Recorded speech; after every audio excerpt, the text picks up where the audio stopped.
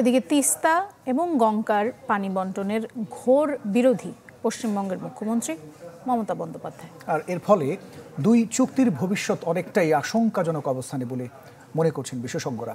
তবে ন্যায্য দাবি নিয়ে দেন দরবার চালিয়ে যাবার পরামর্শ দিয়েছেন তারা। আশিকেন প্রিন্স জানাচ্ছেন পুরোটা। নগদের কাছে সব গ্রাহকই প্রিয়, তাই তো সারা দেশে ক্যাশ আউট চার্জ সবচেয়ে কম। ভারতের সিকিম, পশ্চিমবঙ্গ রাজ্য আর বাংলাদেশের উপর দিয়ে বয়ে গেছে তিস্তা নদী। ৩১৫ কিলোমিটার দৈর্ঘ্যের তিস্তার বাংলাদেশ অংশে আছে ১১৫ কিলোমিটার। এই নদীর পানি বন্টন নিয়ে কম জল ঘোলা হচ্ছে না দুই দেশের রাজনীতিতে। ভারতের তৎকালীন প্রধানমন্ত্রী মনমোহন সিং ২০১১ সালে ঢাকা সফর করেন। সে সময় তিস্তার পানি বন্টন নিয়ে চুক্তি হবার কথা থাকলেও পশ্চিমবঙ্গের মুখ্যমন্ত্রীর বিরোধিতায় ভেস্তে যায় সেই উদ্যোগ। সম্প্রতি বাংলাদেশের প্রধানমন্ত্রী নয়াদিল্লি সফর করেন, যেখানে ভারতের প্রধানমন্ত্রীর সাথে তিস্তা এবং গঙ্গার পানি বন্টন চুক্তির নবায়ন নিয়ে আলোচনা হয়। জল নেই তিস্তায়, আর এতেই চটেছেন পশ্চিমবঙ্গের মুখ্যমন্ত্রী মমতা বন্দ্যোপাধ্যায়।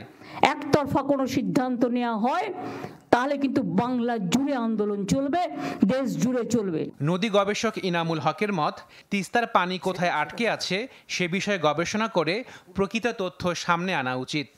যখন মমতা বলছেন যে তিস্তায় তো জল নেই, তখন জল তো সিকিম আটকে রেখেছে, কিন্তু সিকিম বলছে আমি আটকাইনি। তাহলে একটা দুই বাংলার একটা যৌথ টিম সিকিমে গিয়ে দেখা দরকার ছিল কোথায় পানিটা আটকে আছে, হ্যাঁ, যার ফলে সেই পানিটা আসছে না এবং মমতা দিতে চাচ্ছে না। পশ্চিমবঙ্গের মুখ্যমন্ত্রীর অবস্থানের পর পানি বন্টন চুক্তির ভবিষ্যৎ নিয়ে আশঙ্কা প্রকাশ করলেন সাবেক এই রাষ্ট্রদূত।